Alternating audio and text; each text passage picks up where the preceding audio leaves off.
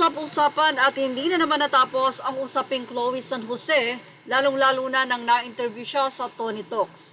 Isa sa tumatak sa sinabi ni Chloe San Jose sa netizen ay ang gusto ko na po talagang umalis po, pero since minor po ako, hindi po siya nakaalis. Inamin ni Chloe na nag-18 siya ay tuluyan na nga siyang umalis sa Australia.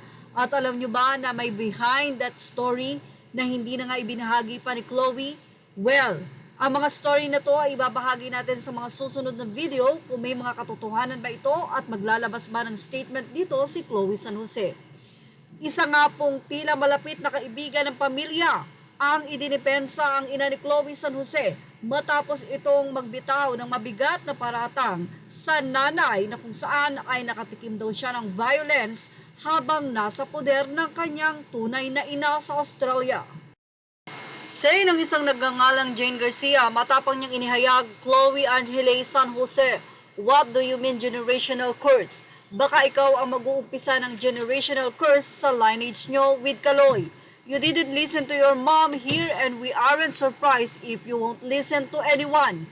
Hindi ako magsasayang ng oras ko dahil per hour dito, pero to give people naman ang Aussie side kasi walang nagsasalita from here. I have basically seen ang paghihirap ng nanay mo para mapunta ka dito. Todo kayod ang ina mo at ang tuwa at abot pasasalamat kay Lord. Yung buntong hininga niya nung na-approve ang visa mo at walang hangad kundi bumuti ang buhay dito. Pero anong sinukli mo?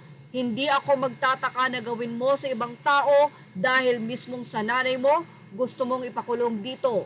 Dinemanda mo dahil sinabihan ka at pinapangaralan ka kung paano maging dalagita, pero sadyang suwail ka. Sinagot din ni Jane Garcia ang sinabi ng isang Mark Deheno. Aniya Mark Deheno, sorry to know na sa post lang ang basihan mo to formulate your opinion. From Australia, here, who physically seen ang paghihirap rin ng ina ni Goldilocks or Goldilocks para mapagpunta siya dito. Todo kayod ang ina pero anong isinukli? Hindi ako magtataka na gagawin niya yan sa ibang tao dahil mismong nanay niya gusto niyang ipakulong dito. Dinemanda niya dahil sinasabihan siya at pinapangaral kung paano maging dalagita.